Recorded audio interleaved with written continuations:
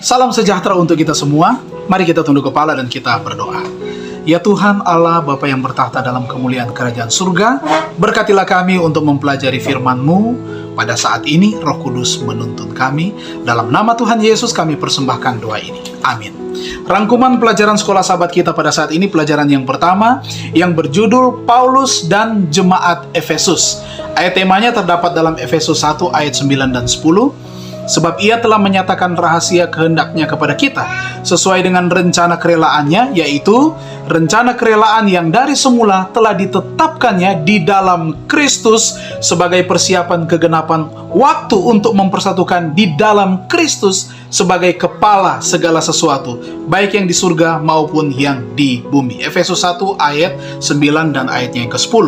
Nah, pelajaran sekolah sahabat kita dari pelajaran hari Minggu sampai hari Jumat ini menjelaskan tentang latar belakang dari penulisan surat Efesus. Dan kita ketahui bersama lewat pelajaran ini bahwa ternyata surat Efesus ini ditulis oleh Rasul Paulus ketika dia dipenjarakan di penjara Roma. Dan peristiwa ini terjadi sekitar tahun 62 Masehi. Nah, Rasul Paulus menulis surat kepada jemaat di Efesus. Nah, latar belakang daripada kota Efesus itu sendiri, kota pelabuhan dan keramaian terjadi di sana. Ini adalah merupakan ibu kota dari salah satu provinsi yang paling kaya di Kekaisaran Romawi. Ini adalah merupakan kota besar dari Kekaisaran juga Romawi. Penduduknya sekitar 250.000 orang. Terkenal di sana yaitu tempat pemujaan Artemis. Ada kuil yang terdapat di sana, di mana kuil ini adalah merupakan juga pusat pariwisata, dan ini juga merupakan pemasukan keuangan yang banyak untuk kota Efesus yang ada di sana. Maka ada cerita yang terdapat di dalam Kisah pasalnya yang ke-19 ketika terjadi huru-hara di Efesus. Huru-hara itu dilatar belakangkan karena apa? Oleh karena ada anak-anak Skewa, ya, mereka ini adalah penyembah berhala, kemudian mereka mengusir setan dengan menggunakan nama Yesus dan Paulus. Tetapi roh-roh jahat justru apa? Kembali menyerang mereka. Dan ketika orang banyak melihat peristiwa ini, maka di situ ada intervensi Allah, maka terjadi pertobatan di mana? Di Efesus, banyak dari antara mereka yang memiliki buku-buku, surat-surat, atau bacaan-bacaan mantra untuk menyembah kepada berhala. Mereka kumpulkan itu semua, kemudian mereka bakar, mereka musnahkan itu. Dan mulai pada saat itu mereka bermaksud untuk meninggalkan kebiasaan paganisme mereka atau sihir mereka menyembah kepada berhala. Dan mereka pada akhirnya dengan tindakan sukarela mereka membakar semua kitab-kitab sihir mereka, dan mereka meninggalkan kehidupan yang lama, bahkan aktivitasnya dengan tindakan-tindakan menyembah berhala, iblis dan yang lainnya yang berhubungan dengan iblis dan aktivitasnya, dan mereka menerima panggilan Yesus, bergabung dengan umat Kristen.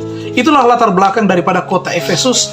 Ketika dia menuliskan surat, dia hanya meninggikan Yesus di dalam tulisan-tulisan suratnya. Beberapa orang percaya yang masih baru, dibawa keyakinan baru tentang kekuasaan Yesus, bahkan meninggikan Yesus. Kita memahami bahwa surat Efesus ini ditulis untuk orang percaya yang memerlukan petunjuk. Petunjuknya apa?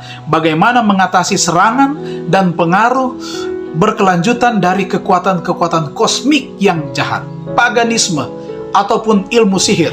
Saudara boleh baca itu di dalam Efesus 1 ayat 20 sampai ayatnya yang ke-23, di mana Paulus hanya merujuk kepada Kristus yang harus ditinggikan, bahkan menekankan keunggulan kuasa yang Allah berikan kepada orang percaya dalam Efesus pasalnya yang kedua ayat 15 sampai ayatnya yang ke-19. Inilah latar belakang penulisan daripada surat Efesus yang ditulis oleh Paulus, hambanya, ketika dipenjarakan di Roma untuk disampaikan kepada umat Tuhan yang ada di Efesus, orang Kristen yang ada di Efesus, orang Yahudi maupun orang Yunani, di mana melatar belakangi kehidupan mereka adalah mereka menyembah berhala, mereka menyembah dewa, mereka mengadakan kegiatan-kegiatan sihir, dan Paulus mengirimkan surat nasihat kepada mereka untuk senantiasa hanya meninggikan Yesus. Dan intervensi Allah dapat membuat banyak orang bertobat pada saat itu. Tuhan memberkati kita, mari kita berdoa.